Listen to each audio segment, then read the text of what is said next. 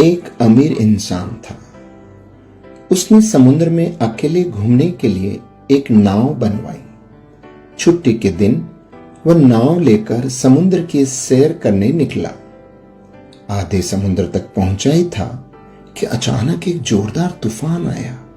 उसकी नाव पूरी तरह से तहस नहस हो गई, लेकिन वह लाइफ जैकेट की मदद से समुद्र में कूद गया।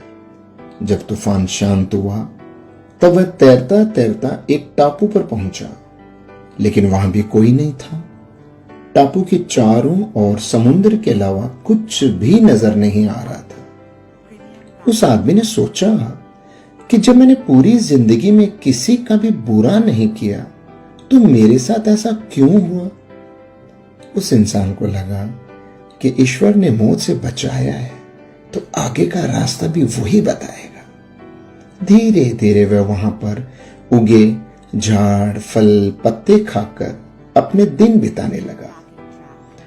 अब धीरे धीरे उसकी आस टूटने लगी। ईश्वर पर से उसका यकीन उठने लगा। फिर उसने सोचा कि पूरी जिंदगी यही इस टापू पर ही बितानी है तो क्यों न एक झोंपड़ी बना लूं। फिर उसने झाड़ की डालियों और पत्तों से एक छोटी सी झोंपड़ी बनाई। उसने मन ही मन कहा कि आज से झोंपड़ी में सोने को मिलेगा, आज से बाहर नहीं सोना पड़ेगा। रात हुई कि अचानक मौसम बदला। बिजलियां जोर जोर से कड़कने लगी। तभी अचानक एक बिजली उस झोंपड़ी पर आ गिरी और झोंपड़ी धधकते हुए जलने लगी। यह देखकर वह इंसान टूट गया। आसमान की तरफ देखकर बोला, हे परमात्मा, ये तेरा कैसा इंसाफ है। तूने मुझ पर अपनी रहम की नजर क्यों नहीं की। फिर वह इंसान हताश होकर सर पर हाथ रखकर रो रहा था कि अचानक एक नाव टापू के पास आई। नाव से उतरकर दो आदमी बाहर आए और बोले कि हम तुम्हें बचाने आए हैं। दूर से इस वीरान टापू में जलता हुआ झोंपड़ा देखा तो हमें लगा कि कोई उस टापू पर मुसीबत में है। अगर तुम अपनी झोंपड़ी नहीं जलाते तो हमें पता ही नहीं चलता कि टापू पर कोई है। दोस्तों, उस आदमी की आंखों से आंसू गिरने लगे।